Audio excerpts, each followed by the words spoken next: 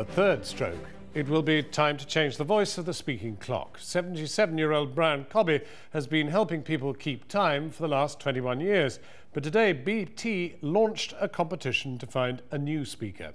They're calling on members of the public to audition, and it's thought they may well choose a new voice that will reflect public demand for regional and distinctive accents instead of RP, received pronunciation. Is that me? Stephanie West reports.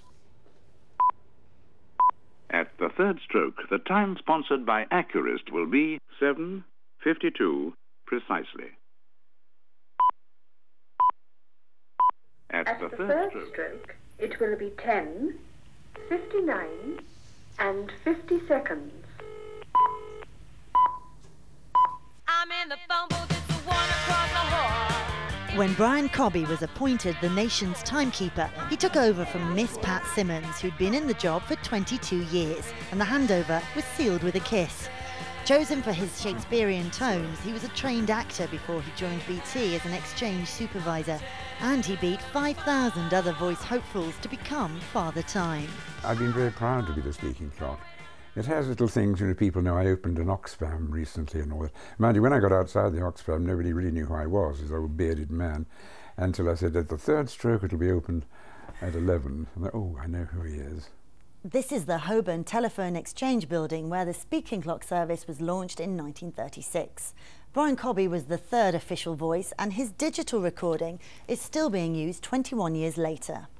At the third stroke, the time sponsored by Accurist will be 3:11. But now BT wants to replace his voice, and they're asking for members of the public to audition.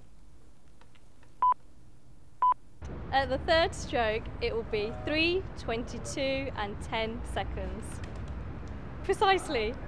At the third stroke, it's 2:30. In 10 seconds, it's going to be 8:20. Right from the beginning, the speaker has been chosen by competition. Here are the judges of 1936. But while that tradition lives on, it's thought the next voice of the speaking clock will set a new tone. People today are more interested in natural voices. The days of the Shakespearean actors are probably not so popular anymore. I think it's normal, can be regional, characterful, warm, but as long as they're clear and they can be understood, I think any voice is good.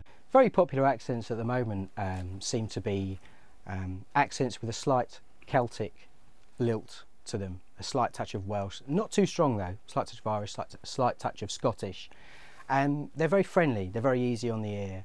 Day 49, 10:44 a.m. But while distinctive and regional accents now pepper the media, so does time. It's displayed everywhere, on TV, on computers and mobile phones. So is there still demand for the good old speaking clock? Apparently, yes. Today, we've still got 70 million calls a year to the BT speaking clock. At its height, it used to be 250 million a year. But even today, it's still a very popular service, and I think because even with people having devices, they want to see that those devices are accurate. Like old hand Pat Simmons, it's understood who won't be paid much. BT says the prize is the prestige of becoming the most listened to voice in the UK. But there are other perks. Well, I've received lots of proposals of marriage. And the new timekeeper will start in 2007. At the third stroke, the time sponsored by Accurist will be...